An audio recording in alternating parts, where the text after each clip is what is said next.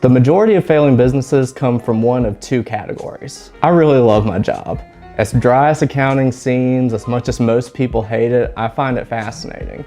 And one of my favorite parts about it is that you get a very honest and open view into the way people think and what's going on in their lives. When people are having to be, by definition, very open with you about how they're spending, how their business is going, their general finances, you get an open look into their lives that most people aren't ever going to have the opportunity to get, which is pretty cool. In a lot of ways, you end up being some mix between a financial counselor and an actual counselor, a psychologist for them. And one of the things that's been the most interesting is people's perspectives on money, and especially as it comes to their spending. And I'll find that people have a hard time balancing when it comes to spending, especially when it comes to their business. A lot of times they'll run into one of two categories. They'll find that they're really keen on cutting all spending, or they have a really hard time tightening their belts at all. So to illustrate these two mindsets, we came up with two of the lamest superheroes in history. One we named Excessive Spending Man, and the other one we called Captain Penny Pincher. So Captain Penny Pincher, this guy is pretty obvious. He loves to cut any costs possible. He just slashes and burns. He gets rid of anything that doesn't seem absolutely necessary, and he just tries to have the most bare bones business possible. And most accountants will love this guy. I absolutely hate him. Because most accountants, they're just focused on the bottom line. They want to cut expenses as much as is humanly possible, and they think that's great. They think that's increasing your profitability. But what those accountants and Captain Penny Pincher fail to recognize is that when you're buying something, you're getting something in return. You're getting some degree of value. The exercise is to figure out if you're getting enough value for the money you're spending and to make sure that you're ROIing on the money that you have going out. So the example I'll use is, let's say that somebody has two offices and they decide that they want to save a bunch of money. So they cut their advertising, they close one of the offices, they lay off the person that they had manning that office, cut down on some supplies, stuff like that, and they reduce their overhead by 60 grand. Sweet. Captain Penny Pincher and most accountants think that you just have $60,000 just drop down to your bottom line, right? Well, maybe, maybe not. Because if you're cutting advertising and clients aren't liked coming to that one location, they liked dealing with a person that you had hired there, let's say that could really easily reduce your sales by $80,000. So by saving that $60,000, in reality, you cost yourself $20,000.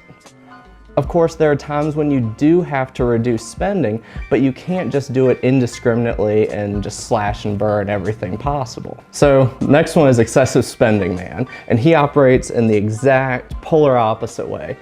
He cannot reduce expenses. He has to have fancy dinners every night. He has to have a staff of 20 people, even though he has a tiny company.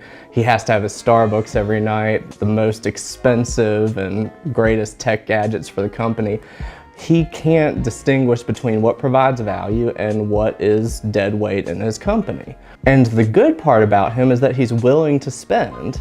And he's willing to spend on the things that are good and providing value, but he can't distinguish between what is good and what needs to be cut, which if there's a period where your business slows down, the economy is bad, sometimes you do have to tighten your belt and reduce some expenses and figure out what's not providing value to you. In all things balance. My dad said that to me so much when I was growing up, I figured it was a scripture, an African proverb, a quote from some philosopher, something. I heard it so much that I just figured that's what it had to be, but it wasn't. It was just something that he said. But there are a few pieces of advice that I've found that have been so applicable in almost any situation. In all things balance. And that goes to this discussion as well. We have to be intelligent with how we're spending our money. If you truly don't have enough work, then you don't need to hire additional help for your business. If people don't have enough going on, most of the time they're not going to go out and cold call and knock on doors for the extra 5 hours a day that they have of dead time. They should do something to increase their revenue and their sales, but a lot of times people will just naturally end up twiddling their thumbs and it ends up being dead time. So in that situation, yeah, sure, maybe you shouldn't hire extra people. But as your sales volume grows and you get busier and busier, you have to offload some of that work, or else you're never going to expand your business and operate it the way that you want to. People hate spending money on marketing. They feel like it's a dead cost. They don't see the value that comes in from it, which doesn't make any sense. If you can spend $1 and have $3 come in because of it, why wouldn't you do that all the time? There's a quote from Henry Ford. It was somewhere along the lines of, "A man who stops advertising to save money is like a man who takes the batteries out of a clock to stop time." That's not exactly it, but it's something along those lines. And it's true. If you stop advertising, you're not going to actually save yourself money when it comes to that bottom line at the revenue after your expenses. So spend intelligently, spend on the right kinds of marketing, but don't stop doing it. And there's a million examples of places that we should start spending more money and reinvesting in our business. But you have to do it intelligently. The same way we can't hack and slash on the money that we're spending, we also can't just boost spending indiscriminately without being intelligent on the approach and how we do it. So all this has to be done strategically.